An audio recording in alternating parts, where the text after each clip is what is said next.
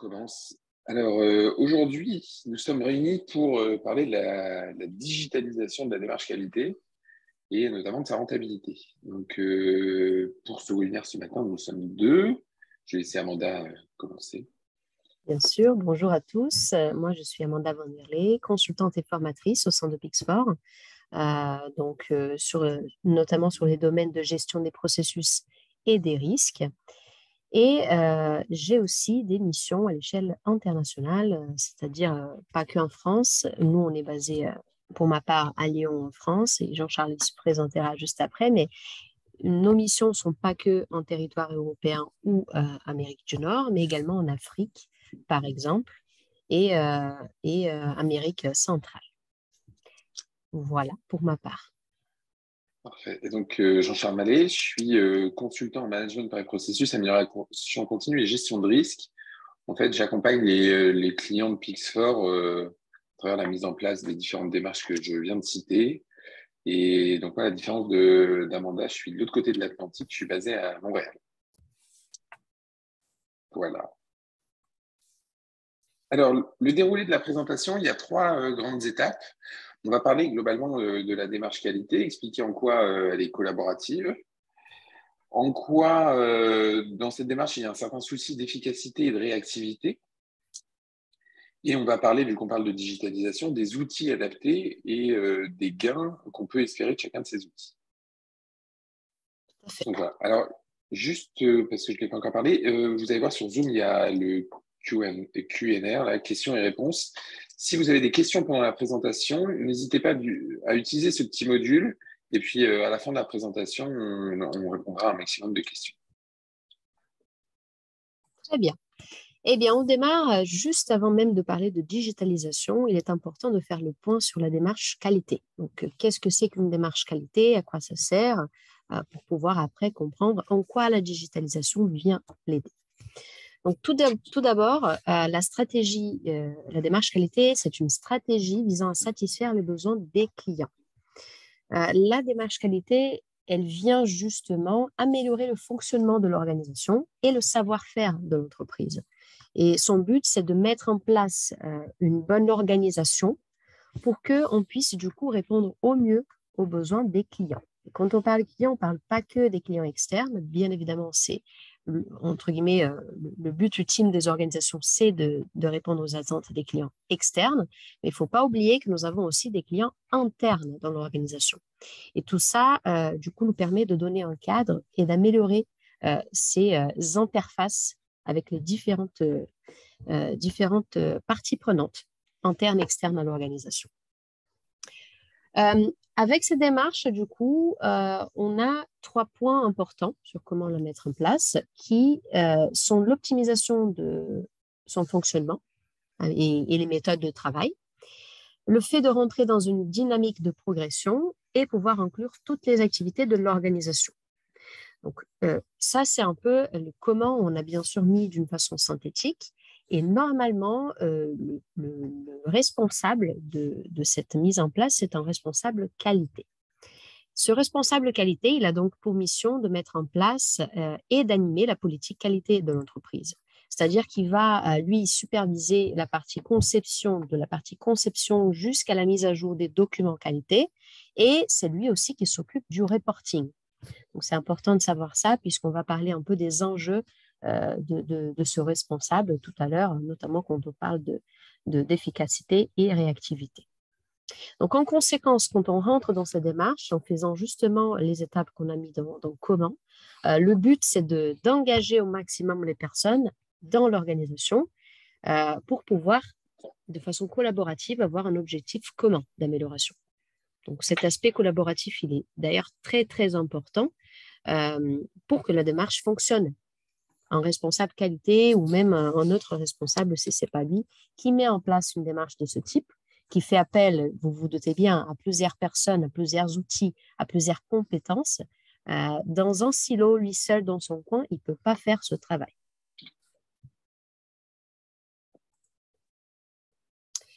Parlons un petit peu du coup de cette démarche collaborative. Alors, la démarche qualité, donc comme vient de le mentionner Amanda, c'est une démarche qui par nature, nécessite la participation de plusieurs acteurs. Donc, si on prend des missions classiques d'analyse de causes des dysfonctionnements, d'audit d'un département ou d'un processus, de modélisation, d'optimisation d'un processus, on demande de trouver une solution à un problème qui est remonté par un département, par n'importe qui. En fait, on voit que l'ensemble de ces activités ne vont pas peser simplement sur les professionnels de la qualité.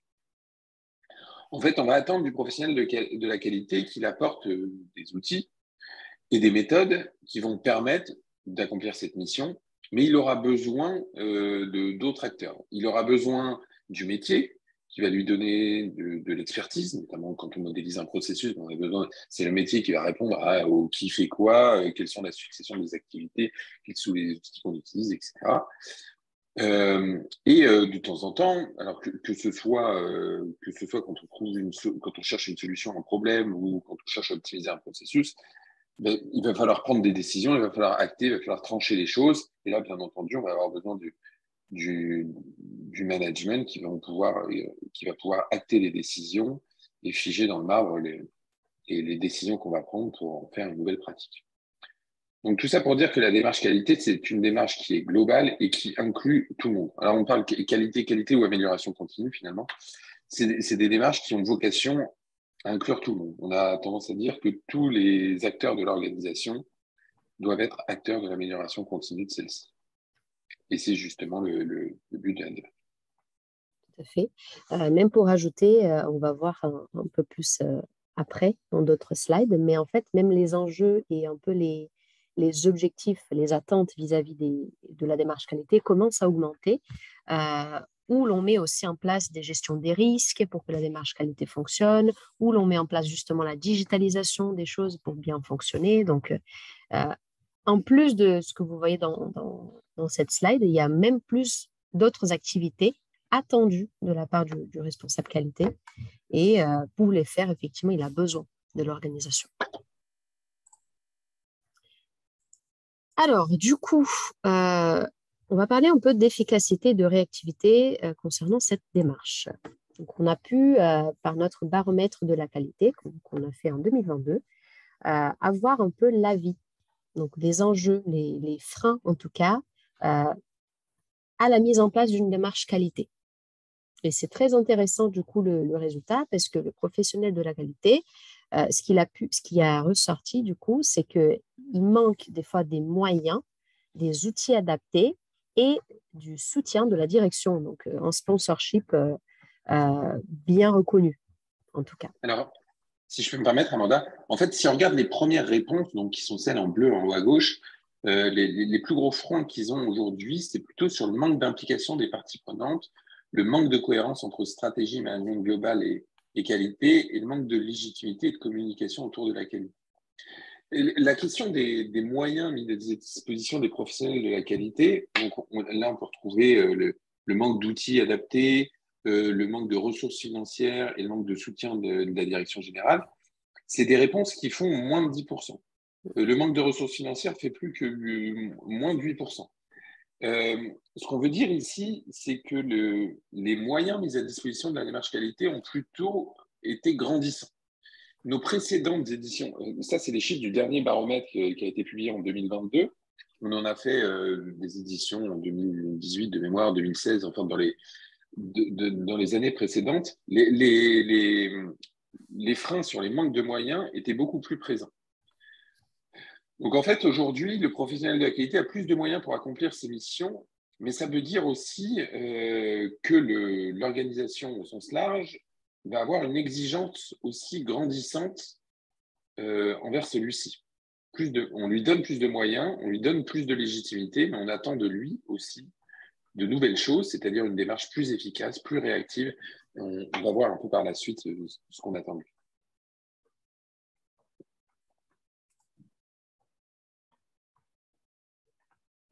Alors voilà, le dirigeant, en donnant plus de moyens, il augmente forcément le niveau d'exigence qu'il attend en face des moyens qu'il donne.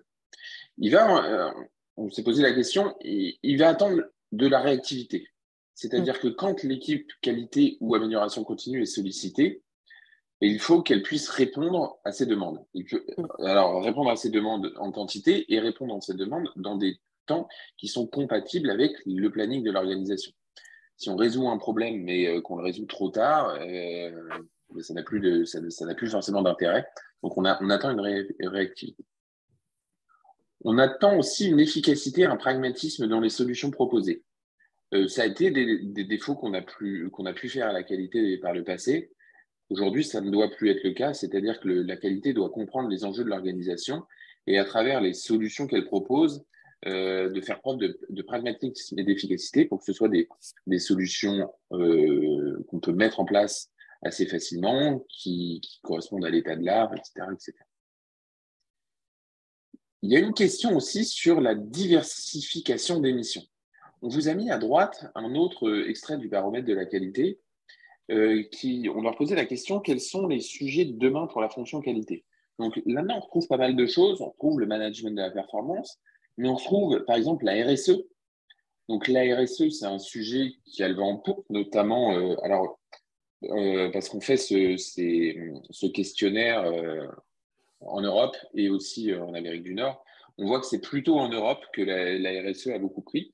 Et cette RSE semble être, la gestion de cette problématique RSE semble être confiée aux professionnels de la qualité. Donc, ça veut dire que on diversifie ces missions et des missions qui ont le vent en poupe, qui sont populaires et qui représentent un réel enjeu pour les organisations. Idem pour la gestion de risque. Nous, pour traiter la gestion de risque depuis de nombreuses années, on se posait la question, est-ce que les organisations vont confier la gestion de risque aux professionnels de la qualité? Ou est-ce qu'ils vont proposer, ou est-ce que ça va être des services dédiés, ou est-ce que ça va être le contrôle interne? La réponse est que le professionnel de la qualité est responsable de la gestion de risque dans beaucoup des cas. Donc, encore une fois, on diversifie les missions de la qualité, on lui donne des missions à forte valeur ajoutée sur lesquelles on attend pragmatisme, efficacité, réactivité. Et puis après, il y a les choses un petit peu plus classiques, management de la qualité, gestion des processus. Management des projets d'innovation, c'est intéressant aussi. C'est quelque chose qu'on a vu apparaître ces dernières années, le lien entre qualité et innovation. La gestion de l'innovation, le développement de nouveaux produits, le développement de nouvelles activités, la qualité a un rôle certain à jouer là-dedans.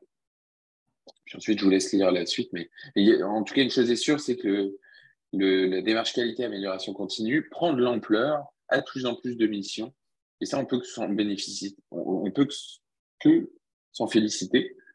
Après, ça implique un certain nombre de choses.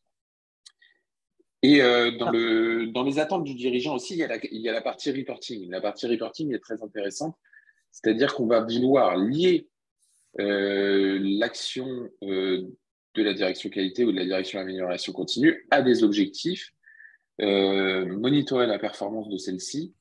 Donc voilà, et donc comme n'importe quel autre processus, avoir des attentes chiffrées et de savoir si on est au rendez-vous ou pas. Alors, parlons justement du reporting et pour faire un peu suite à la partie diversification des missions, juste pour ajouter une chose, même pour les organisations, comme disait Jean-Charles, qui ont peut-être, par exemple, un responsable dédié à la gestion des risques, dans beaucoup de cas, ils font interface avec le responsable qualité qui, lui, va s'appuyer sur les résultats justement du reporting gestion des risques pour alimenter sa revue de direction. Donc, même s'il n'est pas forcément, lui, le responsable de gérer, de mettre en place la démarche risque, il va aussi profiter des données qui ressortent pour qu'il puisse au mieux donner ces données à la direction pour la prise de décision. Donc ça, c'est important aussi de rendre clair. Et je voulais aussi mentionner le commentaire d'Aquila dans le chat que j'ai trouvé très pertinent. Il disait justement, il y a aussi la résistance au changement. Il dit qu'il est responsable management qualité dans son organisation et qu'il trouve des difficultés, notamment pour la mise à jour de son système dans l'entreprise. Donc vraiment, il y a beaucoup de résistance. C'est la conduite du changement qui fait aussi un peu la résistance pour la mise en place de la démarche.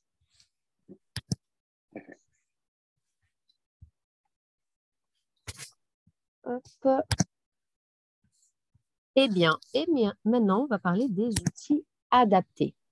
Mais donc, vous avez compris que il y a des forts enjeux, il y a des objectifs divers, il y a des attentes qui sont de plus en plus importantes pour ce métier et pour cette démarche. Et aujourd'hui, il n'y a qu'une seule solution qui peut vraiment permettre d'avoir une démarche collaborative, réactive et efficace, qui est du coup la digitalisation. Voilà. Donc, qu'est-ce que la digitalisation? Donc, digitalisation, on parle de numérisation, mais globalement, la finalité est la même. La digitalisation, c'est un procédé qui vise à transformer un objet, un outil, un processus ou un métier en une solution informatique afin de la remplacer et de la rendre plus performante. Donc, effectivement, c'est ça. À quoi va nous servir la digitalisation? Ça va nous servir à faire des choses qu'on faisait avant, mais avec des outils informatiques qui vont nous permettre d'obtenir un certain nombre de gains. Donc, les gains en lien avec ce qu'on disait tout à l'heure, gains en collaboration, gains en efficacité, en facilité de reporting, en gain de temps, ce que vous voulez, et on attend forcément des gains. On ne choisit pas un outil juste pour choisir un outil, on choisit un outil pour nous simplifier la vie. Alors pareil, dans le baromètre de la qualité 2022, on posait la question quelle était la priorisation de la digitalisation au sein des organisations. Et ce qu'on voit, c'est que il y a à peu près 25% qui disaient qu'elle était prioritaire, 51,8% qui disaient qu'elle était planifiée, et ensuite, il n'y en avait que 18% qui disaient pas prioritaire et 5,9% qui disaient qu'elle est non abordée. Ça vous montre un petit peu la répartition. On voit bien que c'est des projets qui sont courts, qui sont planifiés. Les organisations savent qu'elles doivent aller vers là. Certaines hésitent encore un peu à passer le pas, hésitent un peu à investir dans cette problématique pour aller chercher ces gains. Enfin, on voit que ceux qui disent que ce n'est pas prioritaire ou pas abordé deviennent de plus en plus marginaux. Faut bien comprendre que sur toutes ces problématiques, si vous ne faites pas l'effort de vous digitaliser, d'aller chercher ce gain en performance, vos concurrents le font, ça le montre bien, 75% des gens le font ou au moins l'ont planifié, et donc vous prenez du retard par rapport à votre concurrent. Donc c'est des projets qui sont essentiels et qui vont vous permettre de gagner en efficacité, en collaboration, etc. Et donc d'être plus efficace dans vos démarches qualité et amélioration continue. J'en profite puisqu'on montre beaucoup de graphiques de notre baromètre de la qualité. On va vous mettre à disposition dans le chat si vous souhaitez le télécharger. En tout cas, il donne beaucoup de pistes pour cette fonction qualité. On aborde aussi la gestion des risques, entre autres sujets du coup connexes. Donc, n'hésitez pas à le télécharger si vous voulez. Passons maintenant aux fausses croyances, parce que quand on pense à la digitalisation, des fois, en tout cas, certaines personnes ont tendance à penser non, c'est trop compliqué ou c'est trop cher, ça prend beaucoup de temps, beaucoup d'énergie, ça fait appel à beaucoup de ressources.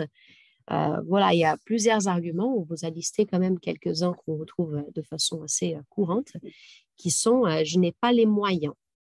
Et en fait, pour ça, il faut savoir que actuellement, on a énormément de solutions accessibles et dont le prix peut justement dépendre uniquement ou dont un des facteurs du prix peut dépendre du nombre d'utilisateurs. C'est-à-dire que vous allez sur mesure pouvoir avoir un outil qui correspond à votre réalité, à la taille de votre organisation et avec un prix quand même juste. Donc ça, c'est une chose.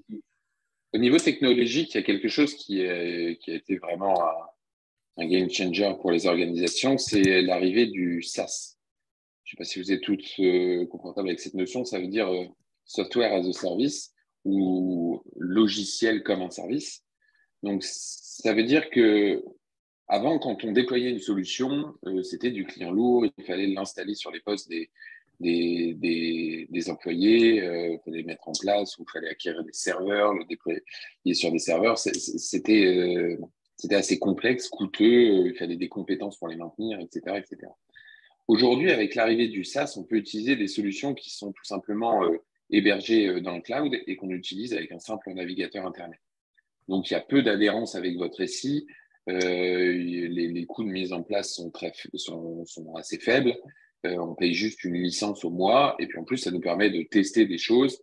Si on n'est pas content du logiciel, on arrête notre abonnement et c'est tout. Il n'y a pas eu un coût d'entrée très important. Donc ça permet effectivement, comme le disait Amanda, de venir choisir des solutions avec des prix qui correspondent aux enjeux et aux gains qu'on souhaite avoir. Donc, ça a changé beaucoup de choses. Qui sont d'ailleurs aussi beaucoup flexibles quand le logiciel est installé. Donc, voilà. Pour le deuxième point, l'organisation n'est pas assez mature. Alors, celui-là, il est intéressant parce que justement, mettre en place une démarche qualité, elle vient justement rajouter du poids et faire monter en maturité l'organisation. Donc, c'est tout à fait normal si on a une courbe quand même de maturité en termes de démarche. Si vous êtes en fonctionnement de base, ce n'est pas grave, c'est normal. On n'est pas obligé d'utiliser, par exemple, toutes les fonctionnalités d'un outil métier si on ne les utilise pas, si on n'a pas besoin ou si on n'a pas assez de gens, des personnes dans la démarche pour s'en occuper. Les solutions, pareil, elles existent pour tout type de niveau. Il y a des solutions qui sont plus complexes. Je dis, par exemple, pour la modélisation des processus. Dans le marché, on a vraiment plusieurs solutions de modélisation de processus. On a des solutions très simples avec très peu de formes pour modéliser, qui sont plus ciblées métiers, comme on a des outils plus justement spécialisés où il y a même un enjeu d'automatisation des processus. Et donc là, la mise en place de ce type d'outil est un peu plus compliquée. Mais il y a vraiment, il y a tout un choix d'outils différents en fonction de ce que vous recherchez, soit de la simplicité pour les métiers, soit vraiment de l'automatisation des processus, où là, la mise en place est un peu plus conséquente. La question de la question de la maturité est très intéressante. Je dirais que c'est quasiment le principal critère de choix que vous devez regarder quand vous choisissez une solution. N'allez pas chercher la solution la plus complexe qui permette de faire énormément de choses, des choses que vous n'utiliserez pas et puis même qui va inclure de la complexité dans la mise en place alors que vous n'en avez pas besoin. Posez-vous la question quand vous choisissez quelque chose, est-ce que ça va avec mon niveau de maturité, alors pas forcément avec le niveau de maturité où vous êtes maintenant, mais le niveau de maturité que vous voulez acquérir. Vous voulez pas forcément aller jusqu'au niveau le plus mature. Donc, c'est un des critères de choix prédominants pour moi. C'est clair. Et justement, ces applicatifs métiers, ils viennent, pour boucler un peu ce que je disais au début, ces applicatifs métiers, ils viennent justement donner un cadre. Donc, c'est normal si vous n'êtes peut-être pas assez mature quand on démarre la démarche qualité, c'est normal. Ils viennent justement pour ça, pour vous cadrer et pour vous faire monter en maturité jusqu'à une démarche plus aboutie, où là, on serait sur un mode de plus amélioration continue. Et enfin, la digitalisation, c'est un problème de la DSI. Pas forcément, et pas que, du coup. La DSI, elle est surtout là pour vous aider à choisir la meilleure solution, celle qui respecte les politiques SI de l'organisation, celle qui a plus de fiabilité sur l'hébergement ou la façon dont les données sont traitées par le fournisseur.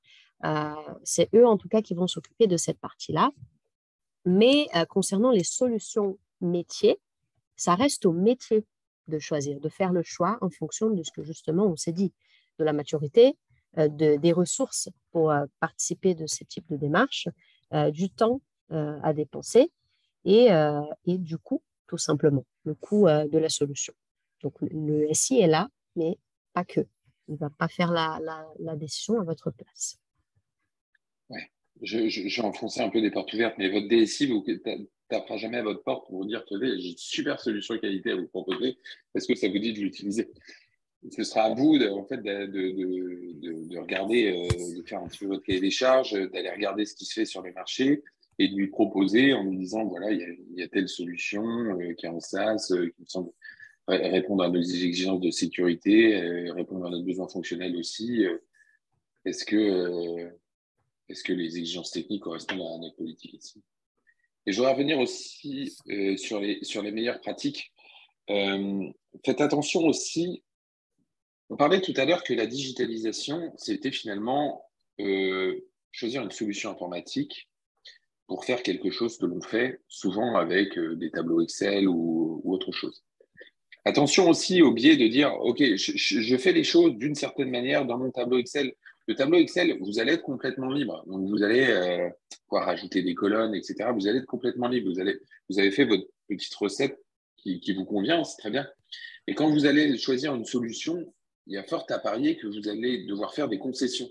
Le fonctionnement ne sera pas forcément exactement le même. Mais ce n'est pas forcément grave. Normalement, les applicatifs métiers bien faits respectent l'état de l'art et on peut, avec leur mode de fonctionnement, mener un processus, je dis n'importe quoi, de gestion des non-conformités qui est tout à fait cohérent. Ne restez pas forcément arc-bouté sur la petite habitude que vous aviez dans votre tableau Excel et que vous voulez retrouver absolument dans votre solution et qui pourrait être une excuse pour dire ok, je ne choisis pas de solution parce qu'il n'y en a pas qui sont adaptés à mon besoin. Essayez aussi de regarder sur votre besoin et de faire quelques compromis parce que ce que vous allez gagner avec votre applicatif en termes d'efficacité, en termes de collaboration, va être bien supérieur à la petite habitude que vous avez pris avec votre tableau Excel. Bien sûr, c'est très important ce point en plus. Alors, les activités à digitaliser en priorité. On vous parle un petit peu d'expérience. La première chose, c'est la gestion documentaire. On sait très bien que la qualité, l'amélioration continue, c'est fortement générateur de documents qu'on veut gérer, qu'on veut versionner, dont on veut maîtriser la diffusion, qu'on veut archiver et surtout, qu'on veut mettre à disposition des collaborateurs.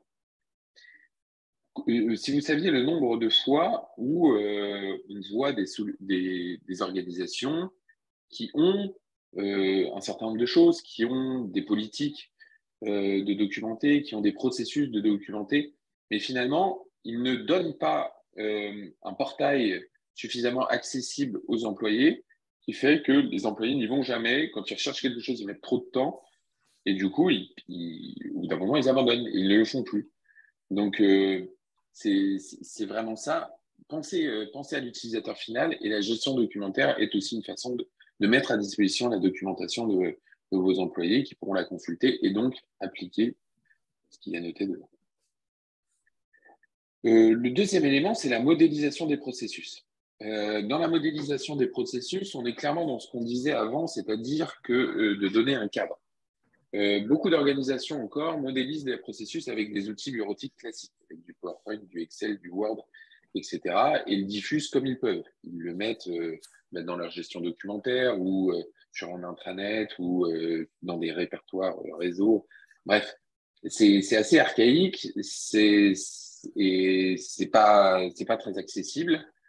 Et du coup, ça n'a pas forcément les gains escomptés. Donc, c'est double peine parce qu'on va mettre beaucoup d'énergie à déployer ça sans forcément le cadre et de le maintenir dans le temps, ce qui est très coûteux en temps.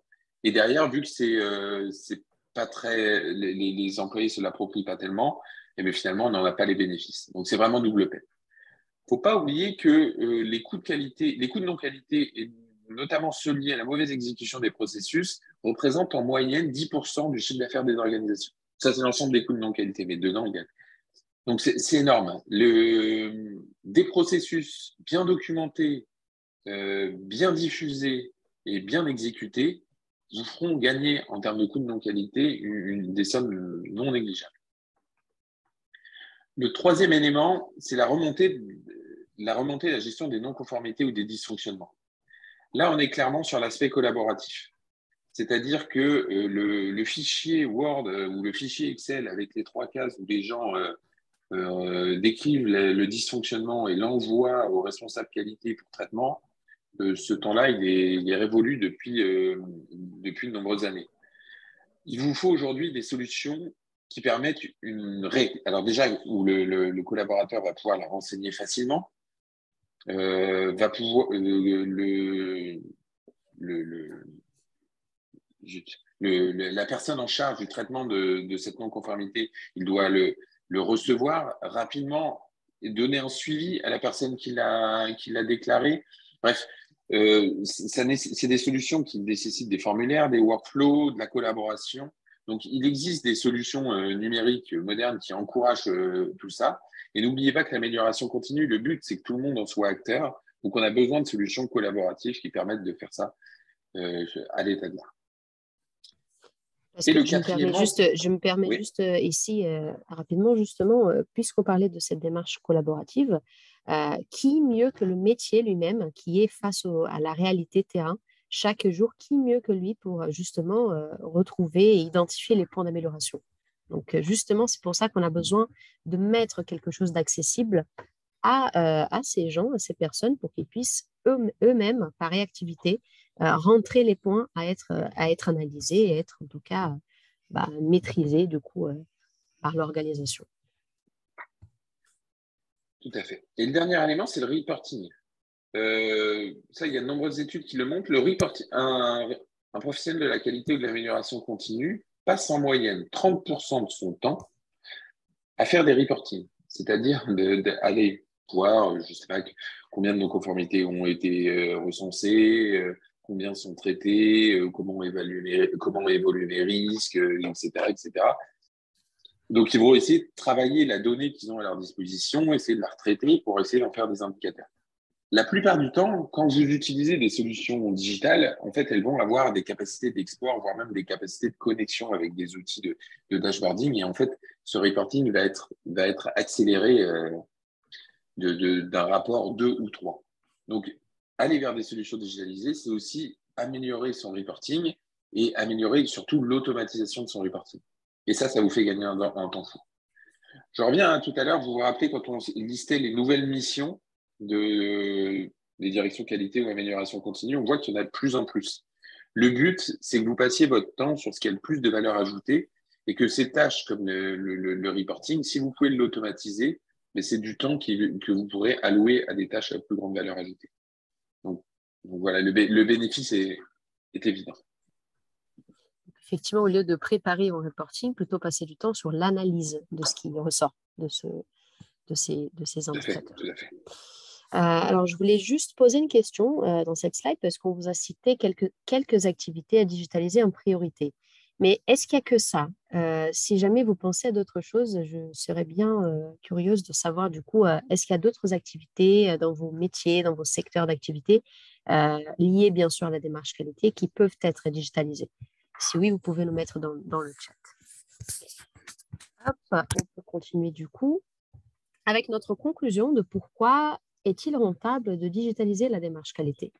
Eh bien, je pense qu'au fur et à mesure, on vous a donné quelques éléments déjà, il n'y a rien de nouveau ici, mais surtout, ça fait un gain de temps énorme pour l'analyse et le reporting des informations, notamment par les professionnels de la qualité, qui vont se focaliser sur vraiment leur métier et qui vont éliminer, comme disait Jean-Charles juste avant, les tâches à faible valeur ajoutée. Oui, Le deuxième il y a quelque point... chose, juste Oui, avant pardon, il y a quelque chose, qui est très important, parce que nous, on le connaît quasiment quotidiennement, c'est-à-dire que quand vous allez voir votre directeur en disant, OK, j'ai trouvé une solution pour automatiser un certain nombre de choses qu'on fait au niveau de la qualité, mais le directeur, il va se poser la question forcément du ROI. Qu'est-ce que ça me fait gagner? La plupart du temps, ça vous fait gagner du temps. Et du temps, le temps, au bout, c'est de l'argent, parce que on l'a vu, vous avez de plus en plus de missions. Donc, c'est comme ça qu'il faut motiver. Dire, je sais pas, on a 150 dysfonctionnements par an. Si je gagne une heure sur chaque dysfonctionnement, ça fait 150 heures. 150 heures, le salaire moyen au sein du département qualité, c'est tant, mais ça fait gagner tant de temps, ça fait gagner tant d'argent. Avec des raisonnements comme ça. D'ailleurs, sur notre site web, on fournit une calculette, on l'appelle la calculette ROI, qui vous permet de simuler un certain nombre de choses justement sur ça. Et c'est ce genre d'argument qu'il faut donner à votre direction pour les convaincre d'investir dans des solutions qui permettent de digitaliser les professionnels, la démarche qualité, les différentes missions qui font votre quotidien. Complètement. Alors pour moi, le deuxième point, je le tiens beaucoup, pour moi, il a beaucoup d'importance. C'est le partage efficace et large à large échelle des documents et des processus de l'organisation à tous les collaborateurs. On ne sait pas vraiment, on ne se rend peut-être pas compte en fait, mais quand on a accès, on forme les personnes beaucoup plus rapidement. Donc imaginons quelqu'un qui arrive dans l'organisation et qu'il a besoin de comprendre ce qui fait le métier, comment il le fait. Au lieu d'avoir tout un tas de documents Word écrits qui sont chacun dans un dossier spécifique et il ne sait même pas où retrouver les documents, donc il doit parler à sa hiérarchie pour comprendre, en fait, ce qu'il faut faire. Si tout est dans un même portail, dans une même plateforme, et qu'il a juste à suivre les liaisons du document au processus, à ce qu'il doit faire, aux indicateurs attendus de sa part, et ben, c'est beaucoup plus simple pour lui. Lui-même, il gagne en efficacité et en montée en compétences. Donc, je tiens beaucoup à ce point, je le trouve très important pour la digitalisation. Est-ce que tu as des points à rajouter, JC, sur ça? Non, c'est bon. Je vais juste dire une chose avant de passer au troisième point. On a Mina qui a répondu justement pour la partie digitalisation des activités. Elle parle justement du traitement des événements indésirables. Donc, du coup, ça rejoint notre point d'événement non-conformité, point d'amélioration. Et Victoria qui nous dit que le suivi des plans d'action ne pourrait-il pas être digitalisé complètement. Justement, le suivi des plans d'action liés aussi aux non-conformités peut être digitalisé et permettre une meilleure collaboration plus automatisée entre les personnes qui sont en cours de traitement de l'action. Donc, c'est le type de tâches. Oui, le suivi des plans d'action, effectivement, c'est une bonne remarque parce que le quotidien des professionnels de la qualité, ça se finit souvent par des actions et par du suivi d'action. Ça peut être des actions de diminution de risque, ça peut être des actions de résolution de dysfonctionnement, ça peut être des actions suite à des audits, ça peut être… Et en fait, ce qui est intéressant, c'est d'avoir des solutions dans lesquelles on peut retrouver ces actions, on peut lier à l'origine de ces actions. Il en existe sur le marché, on en fait une aussi, on en commercialise une qui est Pixar Improver, dans laquelle il y a la gestion des actions. Mais oui, tout à fait, c'est vraiment lié à tout ça, la digitalisation des plans d'action, l'assignation de ces actions, de mettre un calendrier avec des dates de livraison des actions. Oui, tout à fait. Gestion de notifications sur les actions aussi, bien sûr, gestion des tâches par action. Donc, oui, tout à fait, ça peut être digitalisé. On vous a mis à disposition aussi dans le chat la calculette REI que parlait JC, Jean-Charles, justement, si vous voulez, si ça vous intéresse. Eh bien, l'utilisation des outils collaboratifs et modernes qui favorisent leur adoption par les employés. Donc, c'est un peu effectivement une conséquence, c'est que quand on a des outils qui sont clairs et qu'on comprend leur utilité, qui sont modernes avec une belle interface et qui nous permettent surtout de collaborer même en temps réel, ça donne envie de les utiliser. On voit les bénéfices dans notre quotidien. Donc, c'est tout à fait normal que des collaborateurs eux-mêmes, ils vont voir ce retour et qu'ils vont vouloir l'utiliser, cet outil. Parce que même si on parle, c'est vrai qu'on a parlé souvent du responsable qualité et comment ça peut lui, qu'est-ce que ça peut lui apporter ou comment ça peut l'aider dans ses tâches. Mais il ne faut vraiment pas qu'on oublie que si on met en place des outils, si on digitalise, c'est aussi pour les bénéfices de tout le monde. C'est vraiment pour tous les collaborateurs. Et donc, comment eux, ils peuvent bénéficier de ce type d'outils.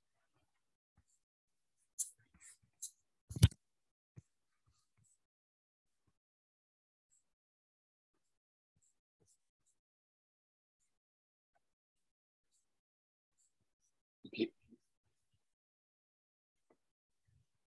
Alors, du coup, pour finir, nous avons une organisation où tout le monde est acteur de l'amélioration continue. Donc, c'est ce qu'on s'était dit. Il n'y a pas une personne plus pertinente pour identifier des points d'amélioration que la personne du métier. C'est-à-dire que dans le métier, si je donne un exemple, dans la logistique, il y a vraiment, la plupart du temps, ceux qui vont recenser des non-conformités sont ceux qui sont dans la logistique. Bien sûr qu'on peut, avec des connaissances transverses, on peut identifier pour d'autres processus des points d'amélioration. Mais c'est vrai que le métier lui-même, il détient beaucoup plus les compétences pour analyser ces points d'amélioration.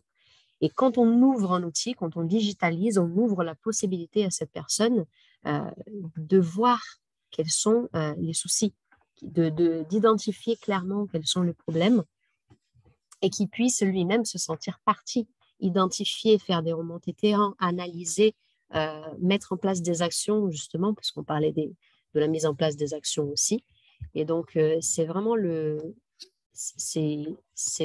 tout le monde est acteur en fait dans l'amélioration continue.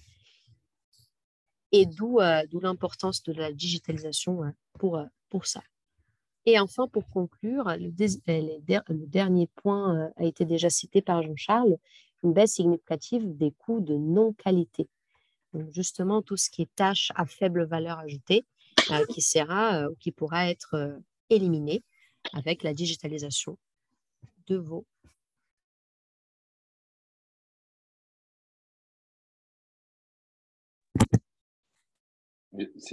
qualités. Ouais, excusez-nous, il y a un problème technique vite fait. Voilà, mais justement avec l'élimination des tâches à faible valeur ajoutée. Voilà pour notre part en termes de digitalisation de la démarche. Nous avons déjà quelques questions. Certaines, on a un peu abordé. Alors, il y a la première de Fabrice qui dit: avez-vous des exemples de solutions digitales pour la remontée et la gestion des non-conformités? Alors, oui, il y en a plusieurs. Comme je disais, on en commercialise une qui s'appelle Pixel Improver. Quand on fait de la gestion des non-conformités, il y a deux types d'approches. Soit on utilise un outil comme Pixel Improver, c'est-à-dire qu'on va utiliser un outil qui est conçu pour ça, avec un portail qui permet de déclarer des non-conformités, qui est envoyé vers un pilote qui va pouvoir l'analyser, puis construire son plan d'action, assigner les actions aux différentes personnes. Ensuite, on va suivre les actions. Et une fois que les actions sont faites, on viendra clôturer l'événement. Et puis, il y a des solutions qui permettent de vraiment faire quelque chose de très fin, très paramétré, et des solutions d'automatisation de processus. Les solutions d'automatisation de processus vous permettent aussi de faire votre processus de gestion des non-conformités. Alors là, c'est un petit peu différent. C'est des solutions qui sont un peu moins clés en main, où vous allez devoir paramétrer votre formulaire, vous allez devoir le créer vous-même, créer votre workflow, etc. L'avantage, c'est que c'est plus fin. Vous allez vraiment pouvoir faire plus de spécificité. L'inconvénient, c'est que c'est plus difficile à mettre en place et plus coûteux la plupart du temps. Mais les deux solutions sont possibles. Deuxième question de Fabrice, comment faire du reporting de qualité? Alors, le reporting de la qualité, alors il y en a une partie qui est manuelle et qui restera manuelle, puis il y en a une partie qui est automatisable. C'est-à-dire que si vous avez je vais continuer avec la gestion des non-conformités, mais on aura la même chose avec la gestion de risque ou quoi. Si vous avez des solutions digitales qui permettent des exports, elles permettent des exports souvent dans des formats Excel ou CSV. Et ces formats, ces fichiers tampons, ces fichiers Excel ou CSV, vous pouvez venir les faire attaquer par des solutions on appelle de business intelligence ou de dashboarding, comme Power BI pour Microsoft, comme Looker pour Google, comme il en existe, comme Tableau, il en existe plein d'autres. Et en fait, ces fichiers d'export peuvent être des sources pour vos dashboards, et vos dashboards peuvent se construire assez automatiquement sur la base de ces données. Donc, je pense que c'est la manière la plus efficace de faire du reporting, d'ailleurs du reporting qualité ou du reporting autre. Le but, ces solutions de dashboarding, en plus, peuvent attaquer même en direct certaines solutions, comme votre CRM, votre ERP, et puis ça permet en fait finalement d'avoir des indicateurs qualité qui ne soient pas dans une solution unique, mais qui soient intégrés dans le dashboard global qui sert à monitorer la performance globale de l'organisation, ce qui est finalement le mieux. Alors, il y a une question de Abdelrazak qui dit, je ne la comprends pas très bien, qui dit: si le logiciel ou le portail qualité ne prend pas en charge toutes les activités, est-ce que ça devient un handicap pour l'organisation? Alors, la plupart, je vais prendre notre exemple. Nous, on a 3 modules, Process Improver et Risque. On essaye de traiter finalement un petit peu l'ensemble des problématiques liées à la qualité. Après, on les prend jamais tous, parce qu'il y aura des problématiques de contrôle interne, il y aura des problématiques de conformité, de respect des exigences normatives. Il y a toujours, puis on veut plus chaque organisation a son contexte et ses problématiques. C'est difficile quand même de trouver la solution idoine qui va répondre à toutes vos problématiques. Je ne pense pas que ce soit forcément un problème. Et comme je vous le disais, les indicateurs qui peuvent en être sortis peuvent être attaqués par des solutions de dashboarding globales. Donc, vous pouvez retrouver, vous pouvez piloter tout ça à travers un dashboard global, malgré le fait que vous utilisez des solutions un petit peu différentes pour certaines des problématiques. Je ne sais pas ce que tu en penses, Amanda. Bah, justement, pareil, je pense que comme il y a beaucoup d'exigences, un outil qui comprend et qui répond à toutes ces exigences, déjà, c'est un peu rare. Ça existe, bien évidemment, hein, je ne suis pas là pour dire le contraire, mais c'est rare. Et sincèrement, est-ce que cet outil qui propose tout, est-ce que vous allez tout utiliser? Il y a ça aussi. Même si l'outil il propose tout, est-ce que vous allez utiliser ou exploiter toutes les fonctionnalités de cet outil? Des fois, pas forcément. Et donc, moi, ce que j'aurais à dire concernant ça, c'est pas de mettre un critère que l'outil, il est absolument tout pour les exigences, mais en tout cas qu'il puisse au maximum répondre à un enjeu de gain de temps. Quelles sont les activités aujourd'hui que vous souhaitez justement digitaliser? Qu'est-ce qui est pour vous essentiel pour la digitalisation? Est-ce que c'est la partie reporting? Est-ce que vous voulez modéliser vos processus et permettre aux collaborateurs d'identifier facilement les non-conformités via des formulaires? Est-ce que vous cherchez plutôt une solution de gestion des risques? Vous voyez, il y a vraiment dans le domaine de qualité, comme ça commence à être de plus en plus large, c'est difficile de tout avoir. Donc, cherchez vos priorités d'abord, celles où vous allez gagner plus de temps et plus d'efficacité pour vous aider dans le choix de votre logiciel. Alors, nous avons une question de Nina. Oh, pardon, Jean-Charles. Tu avais un Non, complément. je voulais répondre parce que c'est intéressant à la. Enfin, c'était pas une question d'ailleurs, mais au commentaire de Fabrice qui disait qu'il avait eu l'occasion de mettre en place des choses avec Power Automate. Alors, Power Automate, comme d'autres outils, c'est un outil qui permet en fait de faire des applications notamment à base de workflows et de formulaires, et des applications totalement intégrées.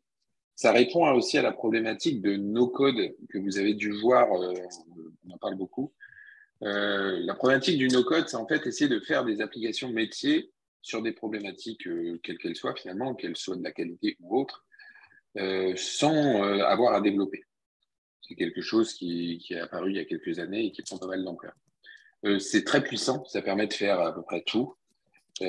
Alors après, les inconvénients, c'est dans la mise en place et je pense que ça s'adresse aux organisations les plus matures, qui ont déjà des process très bien établis et qui veulent finalement automatiser des choses qu'ils font manuellement et qui n'ont pas trouvé d'outils métiers pour le faire et qui ont les moyens de le faire aussi. Mais oui, c'est très puissant, ça permet de faire des belles choses, ça permet de faire des choses qui sont compatibles avec l'utilisation mobile la plupart du temps. Donc oui, c'est une des solutions à la digitalisation des problématiques. Et du coup, concernant la question de Mina, est-ce que vous proposez un outil de gestion de la qualité pour les secteurs du social et médico-social? Donc déjà, nous, nos outils, ils sont pour tout secteur. On n'a pas une particularité par secteur, on a des clients des différents secteurs et on a justement, il me semble qu'on a quelqu'un de ce secteur. Donc on pourra, si jamais Mina, ça vous intéresse, vous faire après, vous contacter pour vous montrer plus en détail. Parce qu'aujourd'hui, Oui, on est plus sur une on a, thématique globale. oui, on a des références dans le Des social. On a références. notamment beaucoup de bailleurs sociaux. On a des clients dans le médical aussi. Oui, oui, tout à fait. En fait, Médico-social aussi. l'avantage des problématiques qualité, c'est qu'elles sont vraiment, elles sont pas forcément très spécifiques au secteur d'activité. C'est des démarches qui sont un peu assez globales et qui s'appliquent à tous les secteurs d'activité et aussi à toutes les tailles d'organisation. Euh, donc oui, on a des clients dans tous les secteurs d'activité et de toutes les tailles, tout à fait. Du grand groupe à la PME. J'ai déjà été formé des clients à Pixfort où l'entreprise faisait 10 personnes et ça s'adapte tout à fait. Mm. Je vous en prie, Nina. On a encore une question, je pense, en cours d'être élaborée. Hop, hop, hop. Alors, Abdelrazak disait, est-ce que vous avez des solutions de wiki, veille juridique, gestion des parties intéressées? Wiki, non, pas tout à fait. C'est vraiment de la gestion documentaire pure, ça, et ça, c'est pas quelque chose que l'on fait. Mais il en existe pas mal. La veille juridique, les problématiques, les outils de veille, c'est une problématique assez particulière parce que pour bien faire de la veille, il faut bien comprendre le contexte de l'organisation, bien savoir quelles sont les exigences qui sont applicables pour lui. Et non, on ne s'est jamais lancé dans le sujet pour notre part, mais il en existe beaucoup sur le marché. Mm. Gestion des parties intéressées, je sais pas si, bah, à travers la gestion de processus, c'est une problématique qu'on adresse quand même pas mal, mais C'est ça. je Et sais pas si- pareil pour la gestion des risques et la gestion des parties intéressées et la gestion de changement. La gestion du changement, oui, quand même, avec la gestion des processus. On a une partie de gestion de changement, mais pas forcément la gestion du changement telle qu'on la connaît, avec des communications, par exemple, sur les logiciels ou sur la mise en place des logiciels pour mieux expliquer la démarche, pour être présent. Donc, ce n'est pas une Ouais. solution dédiée à la gestion du changement. Elle aide dans la gestion du changement, mais ce n'est pas dédié à.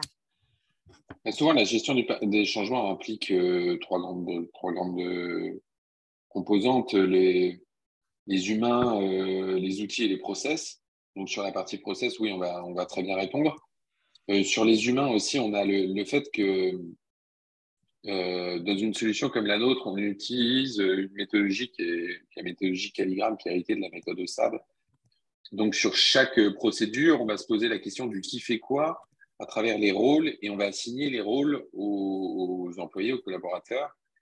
Et sur le portail, en fait, chacun va connaître son rôle et du coup va connaître sur quelle procédure on l'attend.